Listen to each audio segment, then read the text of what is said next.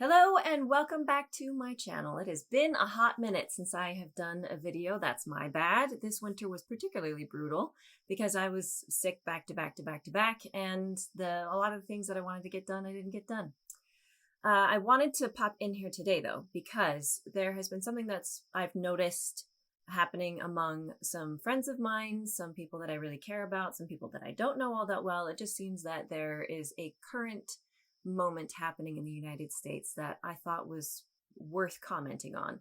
Ordinarily, I don't hop on to comments about current events, mostly just because I know I'm not the most educated commentator out there. There are other people who are better at it. There are other people that maybe are more critical thinking than I am. And even though I will have an interest in those subjects and usually an opinion, usually I can find somebody else who can articulate that opinion better than I can. But on this particular subject today, I just felt like a lot of the people that I've been listening to, on one camp, they're just incredibly overflowing with emotion and compassion. And then on the other camp, they're treating what's happening with a lot of dry statistical thought and logic. And I feel like I'd like to throw my hat into the ring on this subject just because I want to hear a more balanced fusion between logic and emotion when it comes to what's going on right now. I think there's a desperate need for unity and for understanding, for empathy, as well as for rationality when we're talking about the ICE raids that are happening in the United States right now. So before I jump in, a few caveats for you. First of all, I am a creative person. I expected to have a better backdrop for you by now, but because I got sick and because I have so many other projects on my brain, this is the backdrop that you see. My closet is always free to see. There's my bed. There's my soundproofing behind me. It is what it is. So I hope you'll forgive me that I haven't been able to make this less messy to look at, and hopefully it's not too distracting. Second caveat, I still have pink eye. It's one of the many illnesses that I've gotten. So if I'm a little less put together, it's not because I don't care. It's because I genuinely can't put makeup on at the moment. Otherwise, I will contaminate that makeup and have to throw it out and buy more. And I really am just not interested in doing that. So I'd rather show up like this than not. And some of you out there might not even notice that I'm not wearing makeup because I usually don't wear a ton of it anyway. But for those of you astute viewers who did, I wanted to let you know and give you an explanation. The third caveat is this. I normally enjoy speaking off the cuff from the heart, and I feel like I can articulate things pretty well that way.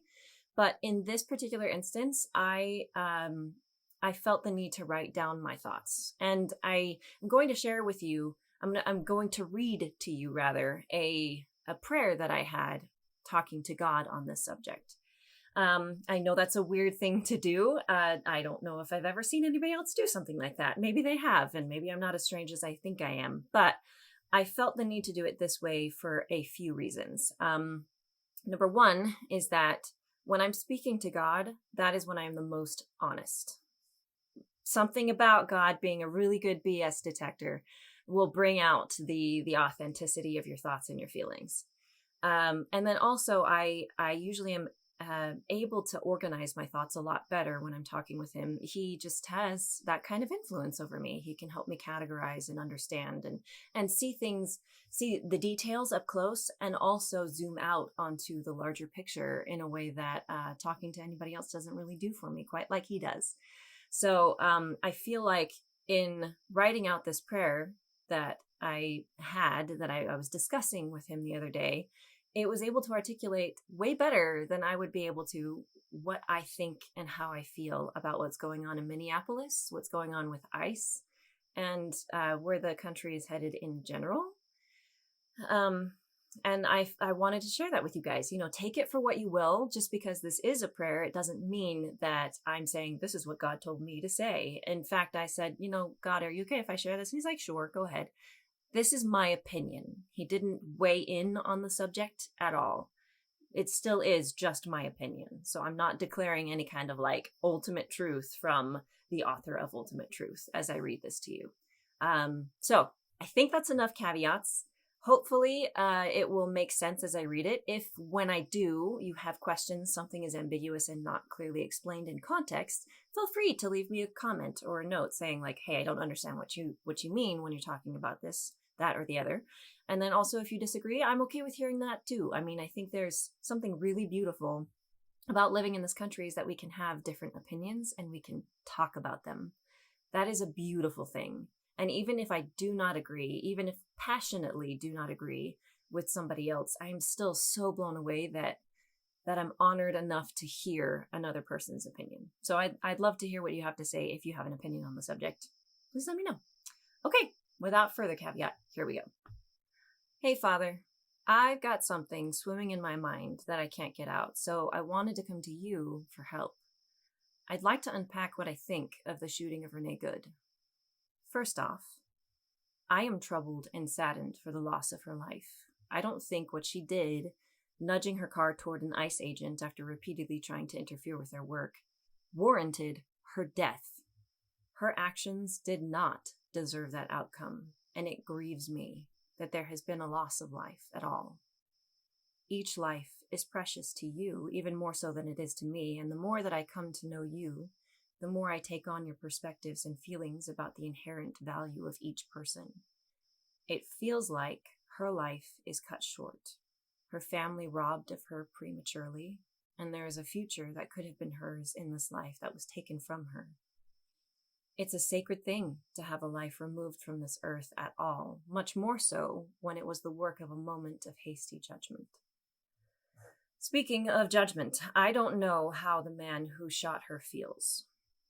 But I'd imagine, if he's in this job for the defense of common citizenry, his desire is to protect and to defend the innocent, not to kill the innocent. And he'll have to live with that choice, and he'll have to answer to you for it. At the same time that I grieve for her and for her family, I trust that she is wrapped in your tender care now, free from cares in this world that don't have permanent significance. Somehow, because of you, she has peace beyond what she could reach on this earth. And I'm glad for her. I feel almost more compassion for the ICE agent than for Rene. He is carrying the weight of the choice to take a life, a weight I could not bear myself. And added to that deeply personal burden, his choice is in the public spotlight. He now sees how much it's dividing other people, adding to what is already a difficult question to ask, what could I have done differently? And what might I have happened if I had chosen differently?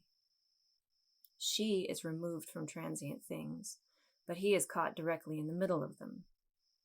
Both of their pains feel sacred to me, because I know they're sacred to you. I'm saddened to see this deadening of feeling happening among those I listen to on this subject.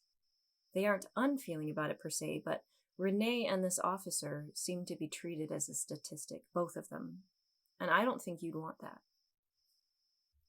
While I feel all of this, I can see how people are reacting to the shooting as though it's evidence that Trump is installing a Hitler-like regime, and they are anxious to do their part to keep a very tragic and bloody history from repeating itself from the turn of the century Germany. If that is what they see, and that is what they are apprehensive of, then I can understand why they feel the need to speak, to resist, to protest.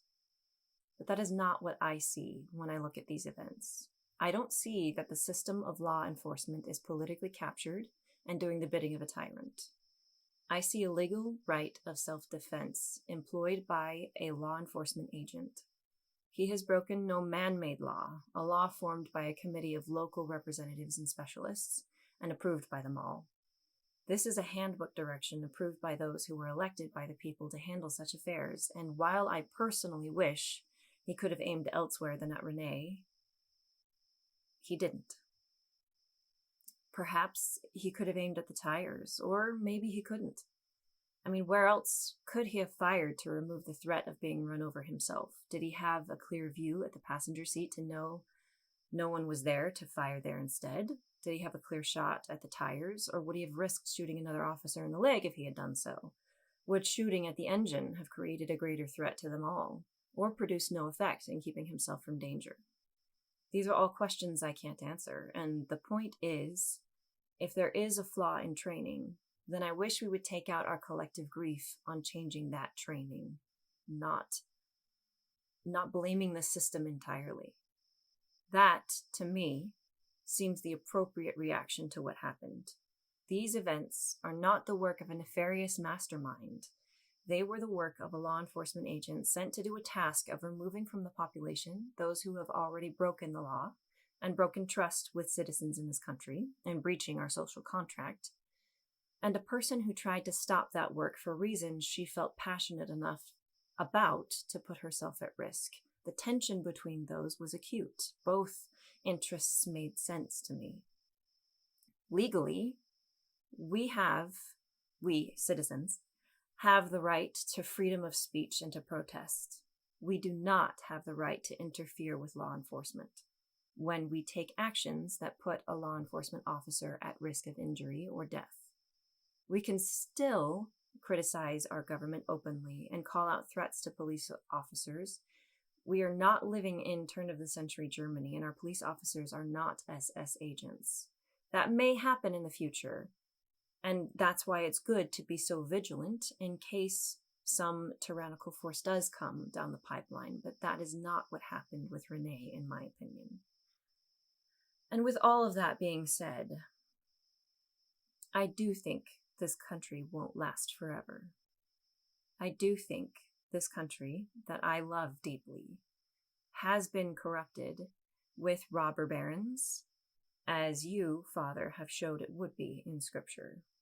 This nation was founded on you, with a legal system honoring your morals, but it has been warped over time and corrupted by many actors in power, and those evils embedded into this country must fall. And this country will likely fall apart with them. But that is not happening yet. The example of Rene is not one where the system or the government failed. It was the work of two humans making judgment calls that have consequences, real consequences. And you, Father, cover for those kinds of judgment calls. So that was what I had discussed with God, and that is my opinion on this subject.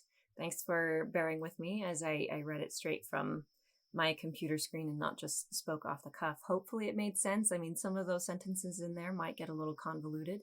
Let me know if there's anything that I can clarify, but that's kind of where I stand here. I think there's certainly something to be said. I don't blame people for wanting to be vigilant to prevent